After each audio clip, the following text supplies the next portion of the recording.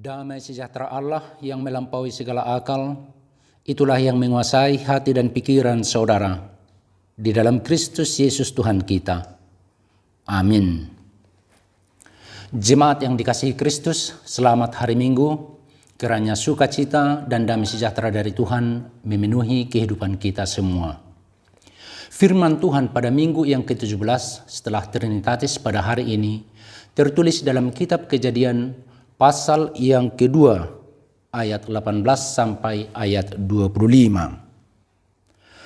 Tuhan Allah berfirman, "Tidak baik kalau manusia itu seorang diri saja. Aku akan menjadikan seorang penolong baginya, yang sepadan dengan dia." Lalu Tuhan Allah membentuk dari tanah segala binatang hutan dan segala burung di udara. Dibawanyalah semuanya kepada manusia itu, untuk melihat bagaimana ia menamainya. Dan seperti nama yang diberikan manusia itu kepada tiap-tiap makhluk yang hidup, demikianlah nanti nama makhluk itu. Manusia itu memberi nama kepada segala ternak, kepada burung-burung di udara, dan kepada segala binatang hutan. Tetapi baginya sendiri, ia tidak menjumpai penolong yang sepadan dengan dia. Lalu Tuhan Allah membuat manusia itu tidur nyenyak. Ketika ia tidur, Tuhan Allah mengambil salah satu rusuk daripadanya, lalu menutup tempat itu dengan daging. Dan dari rusuk yang diambil Tuhan Allah dari manusia itu, dibangunnyalah seorang perempuan, lalu dibawanya kepada manusia itu. Lalu berkatalah manusia itu, "Inilah dia tulang dari tulangku dan daging dari dagingku.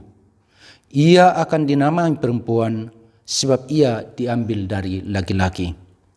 Sebab itu seorang laki-laki akan meninggalkan ayahnya dan ibunya dan bersatu dengan istrinya, sehingga keduanya menjadi satu daging. Mereka keduanya telanjang, manusia dan istrinya itu, tetapi mereka tidak merasa malu." Demikian pembacaan firman Tuhan. Saudara yang terkasih dalam Kristus Yesus, Tuhan Allah menginginkan setiap manusia hidup bahagia. Sejak awal penciptaan, manusia telah diciptakan oleh Tuhan dengan maksud dan tujuan untuk memuliakan Tuhan dan untuk kebahagiaan manusia. Sejak awal Tuhan telah merencanakan manusia untuk hidup bahagia dan hidup dalam kepenuhan. Nats firman Tuhan pada hari ini merupakan pengulangan dari renungan 17 minggu yang lalu, yaitu pada minggu Trinitatis, namun dengan versi yang berbeda tentang kisah penciptaan manusia. Dalam renungan hari itu, kami mengangkat masalah pembunuhan George Floyd yang menyulut kemarahan dan protes besar-besaran selama berminggu-minggu di Amerika Serikat dan di belahan dunia lainnya. Sekalipun pandemi virus corona mengancam, tetapi karena hati nurani manusia terusik, apapun mereka lakukan untuk mengungkapkan kemarahannya. George Floyd, pria kulit hitam yang terbunuh di bawah lutut polisi yang bernama Derek Chauvin pada tanggal 25 Mei 2020. Tindakan biadab dan pelecehan terhadap hak-hak asasi manusia, hak untuk hidup di dunia ini, dilakukan oleh Derek Chauvin. Ini merupakan penghinaan dan pengingkaran terhadap kebenaran firman Tuhan yang menyatakan bahwa manusia diciptakan dalam gambar dan rupa Allah dan manusia berhak untuk hidup di dunia ini. Setiap manusia yang lahir di dunia ini memiliki hak asasi yang melekat dalam dirinya, yang tidak dapat diambil, dicuri, atau disangkal oleh siapapun dan dengan alasan apapun. Deklarasi Universal Hak-Hak Asasi Manusia menjamin hak setiap orang untuk hidup dan bermartabat. Itu adalah hak paling hakiki dari setiap orang yang ada di dunia ini. Firman Tuhan dalam kisah penciptaan juga menyatakan betapa berharganya manusia itu di antara ciptaan lainnya dan di hadapan Tuhan. Manusia adalah penata layan Tuhan Allah di dunia ini. We are God's stewards in this world. Istilah penata layanan, stewards atau juara bagas, memiliki makna yang sangat dalam, yakni sebagai representasi Allah di dunia ini untuk mengatur, untuk menata, untuk melayani ciptaan Tuhan. Allah menciptakan binatang di hutan dan burung-burung di udara dan membawanya kepada Adam. Adam menamainya, baik binatang di darat, ikan di laut, dan burung di udara. Dinamainya satu persatu. Kemudian Allah mengatakan bahwa Adam membutuhkan penolong baginya. Allah tidak menginginkan bahwa Adam hidup sendirian dan kesepian. Lalu Allah membuat Adam tertidur nyenyak. Kemudian dia mengambil salah satu rusuk daripadanya, lalu menutup tempat itu dengan daging. Dari rusuk yang Tuhan ambil dari Adam, Allah menciptakan seorang perempuan dan memberikannya kepada Adam. Adam berkata, inilah dia, tulang dari tulangku dan daging dari dagingku. Ia akan dinamai perempuan sebab ia diambil dari laki-laki.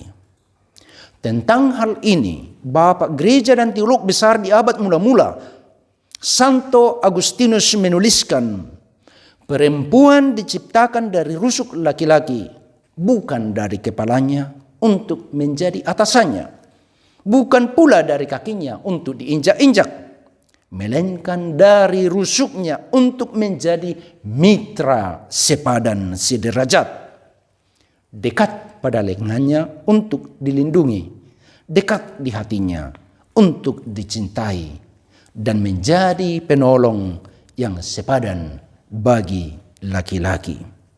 Satu interpretasi yang menarik dan sangat memberdayakan tentang hubungan laki-laki dan perempuan.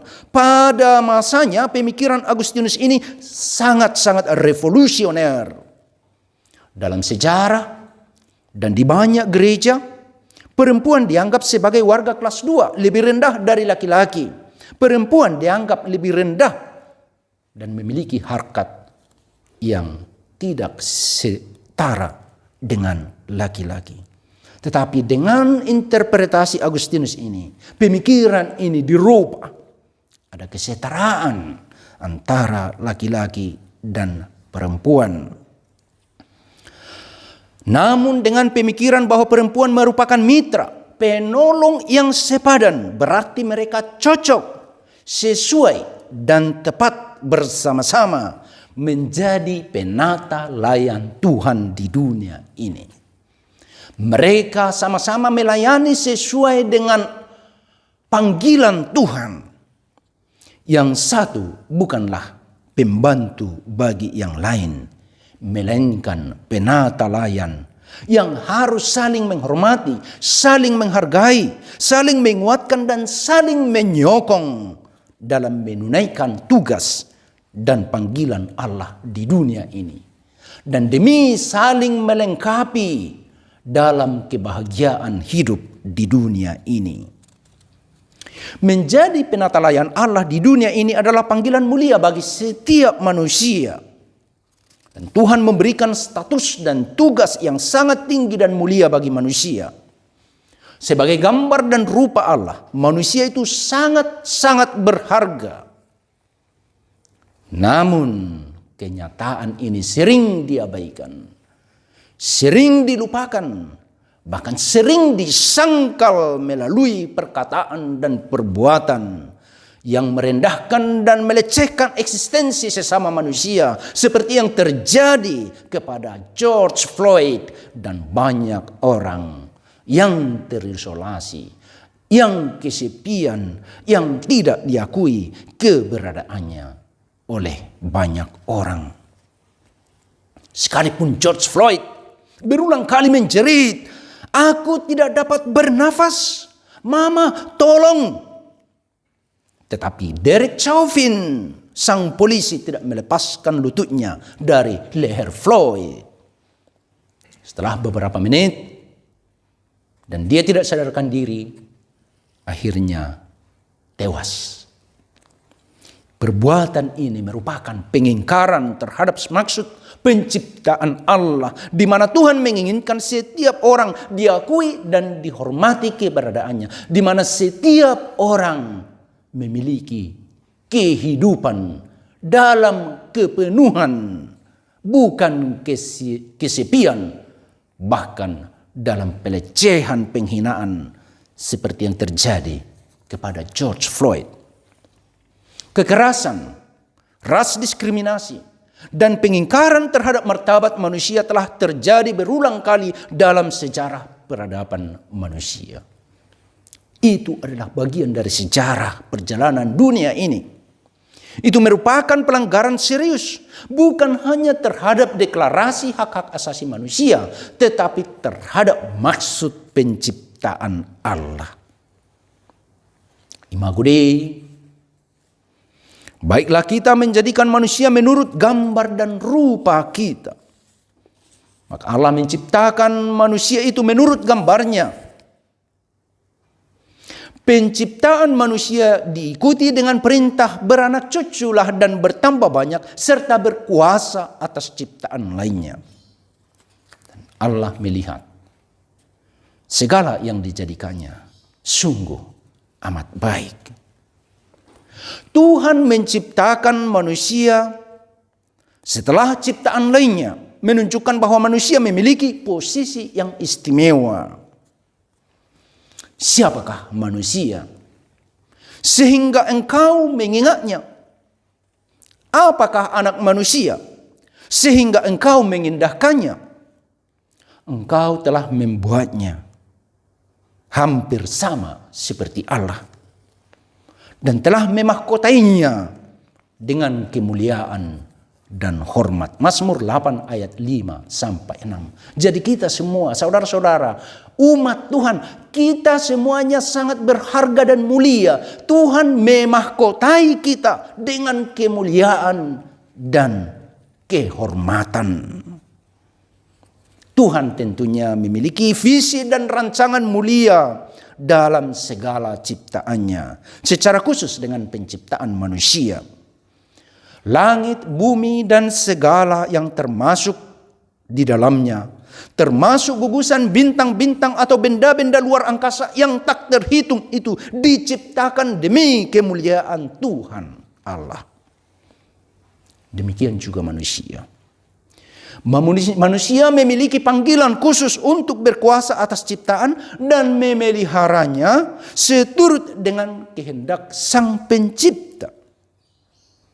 Adam dan Hawa dengan setia melakukan tugas dan fungsi sebagai penata layan, stewards of God's creation, dalam masa tertentu hingga kejatuhan mereka ke dalam dosa. Panggilan sebagai penata layan ciptaan merupakan tugas dan fungsi yang sering diabaikan, terutama setelah kejatuhan ke dalam dosa.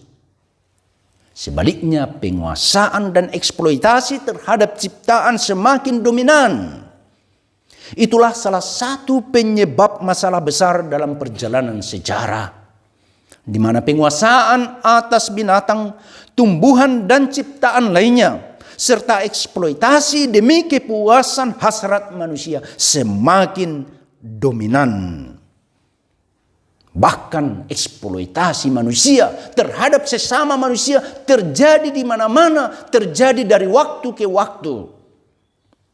Sehingga apa yang sering kita dengar dengan istilah homo homini lupus, manusia adalah serigala terhadap sesamanya.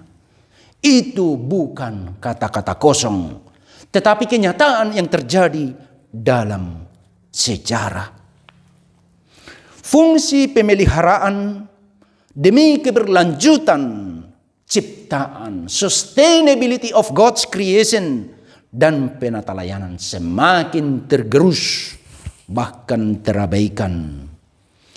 Eksploitasi yang tanpa batas terhadap sumber daya alam dan ciptaan yang sangat terbatas merupakan masalah fundamental dan serius, terutama dalam beberapa dekade terakhir ini. Denzel Washington, salah seorang aktor kawakan dan motivator inspirasional di zaman ini, mengajak setiap orang untuk menyadari panggilan mulia yang diberikan oleh Tuhan kepada setiap manusia. Dia menekankan pentingnya bagi kita menyadari bahwa hidup di dunia ini sangat terbatas. Tetapi sekalipun terbatas, itu sangat berharga.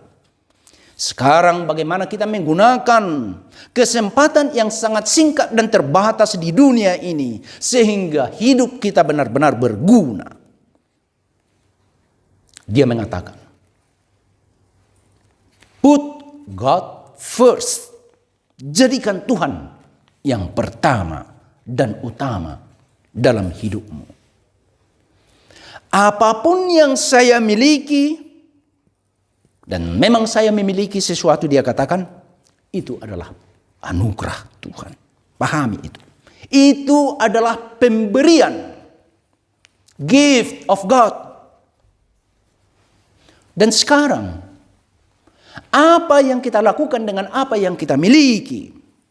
Semua kita memiliki sesuatu. Kita memiliki waktu. Kita memiliki talenta. Kita memiliki keterampilan. Kita memiliki uang. Kita memiliki rumah. Kita memiliki harta benda. Kita memiliki pengalaman. Kita memiliki pengetahuan. Tetapi apa yang kita lakukan dengan apa yang kita miliki itu? Itu yang menjadi pertanyaan fundamental sebagai seorang penata layan, steward, juara bagas. Apakah kita mempergunakan itu hanya untuk kepuasan sendiri, hanya untuk memenuhi keinginan dan memenuhi indera kita? Itu akan menentukan apakah kita benar-benar sebagai penata layan yang taat, setia, dan bijaksana. Itulah stewardship penata layanan. Jika kita menggunakan semua itu hanya untuk sekedar memuaskan hasrat dan keinginan kita, berarti kita bukanlah penata layan yang taat, setia, dan bijaksana di hadapan Tuhan. Tuhan akan membuang kita dari hadapannya sebagaimana Tuhan membuang Adam dan Hawa dari hadapannya ketika mereka masih di Taman Firdaus, yang menjadikan mereka kesepian, terisolasi, dan jauh dari Tuhan. Ketika mereka kedapatan tidak taat dan setia, Tuhan menyingkirkan mereka. Tuhan tidak menginginkan itu. Demikian juga saat ini. Ketika Tuhan mendapati kita tidak taat dan setia sebagai penata layan, Tuhan akan menyingkirkan kita, dan itulah yang menyebabkan orang kesepian, terisolasi, menderita. Sumber penderitaan dan penyakit yang paling besar adalah kesepian dan keterisolasian. Mudah-mudahan saudara tidak merasa kesepian sekarang dan tidak terisolasi. Mudah-mudahan kita semua tidak merasa kesepian dan tidak terisolasi. Sepanjang kita dekat dengan Tuhan, taat dan setia kepadanya sebagai penata layan, kita tidak akan pernah merasakan kesepian dan keterisolasian. Menjadi penata layan yang taat, setia, dan bijaksana, Tuhan mengharapkan yang terbaik dari kita. God wants the best of you.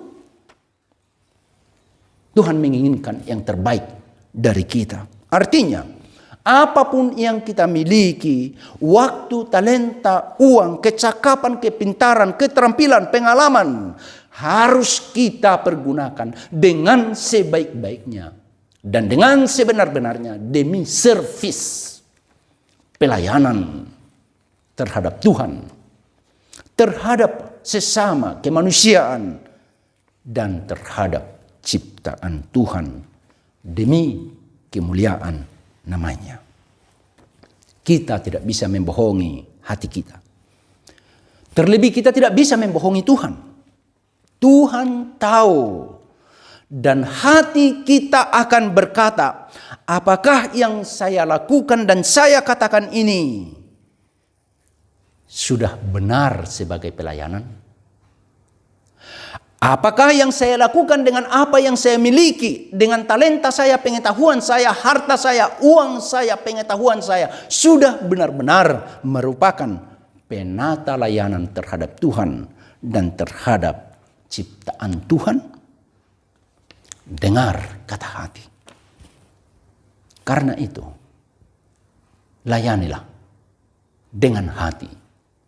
Marhubas sian nasaroha. Dan itulah sumber kebahagiaan kita.